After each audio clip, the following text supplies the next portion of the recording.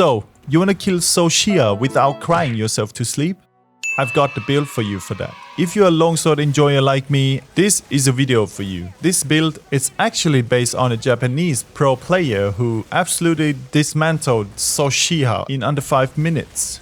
He actually posts everything, armor, skills, gameplay, but it's all in Japanese, and some English version, but it's just a text. So I spent hours slowing down the video, Google Translate, and checking every frames and testing stuff just to figure it out exactly how it works. And now I'm sharing this with you guys, so you don't have to go full detective mode like I did, which is pain, but it was fun. Anyways, this build works, but you actually have to play the game well. This isn't just one of those press button win game setup. You need to learn Zoh Shia's patterns, the tail swings, the delays, the microwave explosion stuff. Once you learn those, the build makes you feel unstoppable. So let's break it down. Zoh Shia is weak to dragon element type, so it's obvious that we go for dragon, right? But if you want a little spice, paralysis works really well too. It gives you those free moments where he just stands there and doing absolutely nothing. Kinda like me when someone asks about my life goals. That's what I used on my first clear. He got stunned and I sliced him up like a kebab. The weapon I'm running here is Artian weapon. You want to go for all the attack craft here. 4 attack boosts and 1 sharpness boost from the reinforcement bonuses. It's absolutely cooking. But crafting this one is, oh man, the process makes you question your sanity in 5 stages. I was lucky I got mine back in the days when I still had some hope. If you don't have it yet, no worries, just go for something like 3 attack boosts and 2 sharpness boosts and you'll be fine. Affinity here is kinda dead stat for this build. The armor set already gives you so much of it, so stacking more is kinda pointless at this point. But you don't need a perfect build to ruin Zoh Shia's day. Okay, chill. Daddy, chill. What? For the jewelry slot, we go for razor sharp handicraft. Zoh Shia doesn't go down easy, and once your sharpness drops, so does your damage. It helps you keep your sharpness up without having to think too hard, which is nice because Zoh Shia already takes up most of your brain just staying alive. The rest is just crit jewels for crit boost. No surprises there. For the helmet, we are using Zoh Shia's armor, Numinous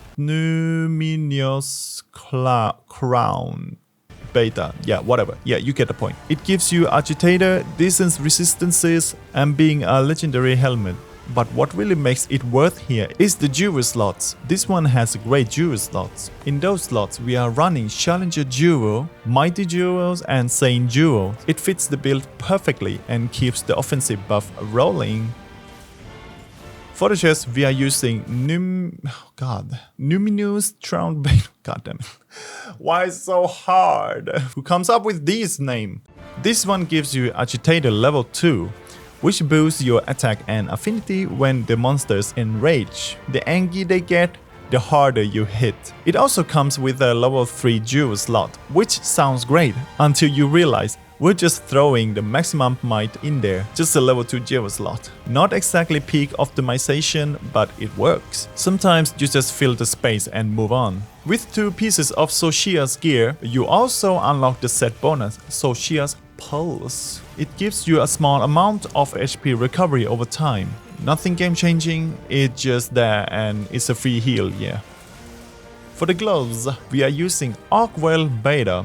Since your weapon only gives you 5% affinity, yeah, the whole 5%. We need something to actually make the crit happen. This piece gives us Weakness Exploit skill, which bumps up your affinity when hitting the weak spot. Basically, the orange number are the weak spots, so we are just going for level 2 here because that's what we can. And this one will give us 10%, which is really nice. In the jewel slot, we are running 3 sheath jewels to speed up the special sheath animation. Quick in, quick out, no awkward pauses mid-fight. For the ways, we are going for Gore Beta. We are picking this one because we actually want the Frenzy virus. Yeah, full infection.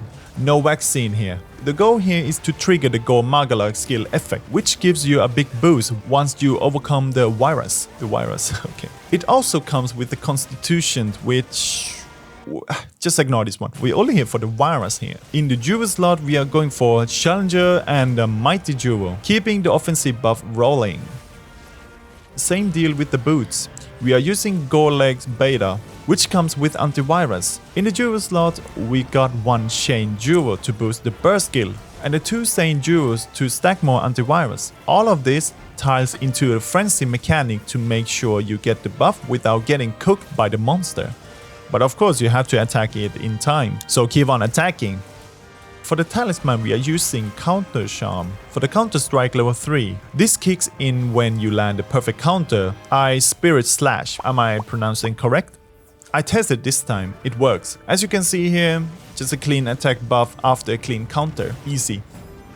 And now for the fun part. How do you actually kill this big boy? Your main objective is simple. Counter everything Zoh Shia throws at you.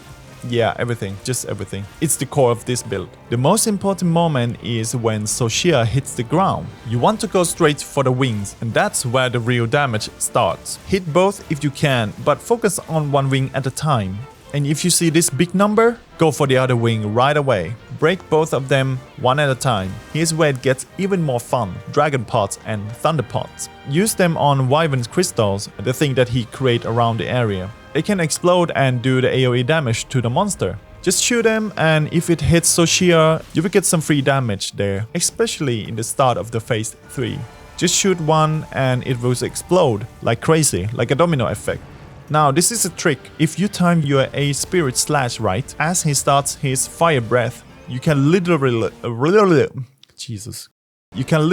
stand inside the flame without taking any damage. It's like the game glitches in your favor for once. When he's doing the microwave thingy, don't panic, just stand behind him and start swinging. It looks like it's chaos, but it's actually just free damage for you, with the epic fire in front of you of course. And don't forget about the falling rocks. You can drop them on his head and it does absolutely ridiculous damage. When Zoh Shia scream and turn to black, this is the phase 3. Zoh Shia has weak spots everywhere, but of course you will get the biggest number hitting in the front legs, wings and head. Which makes sense, of course. The terrifying fire dragon's greatest weakness is the face. Classic monster design. So to sum up, this build is not just for Zoh Shia all alone.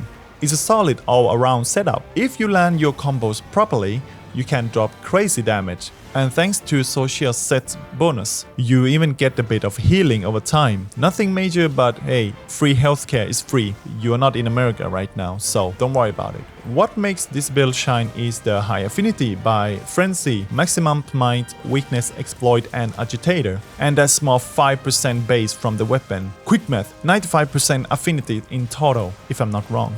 Maybe. If you're wondering why my weapon looks like that, I'm using Layer Any Weapon mod to match it with my outfit. I must kill monster with the drip, you know. You want to have the drip when you kill the monster, you know.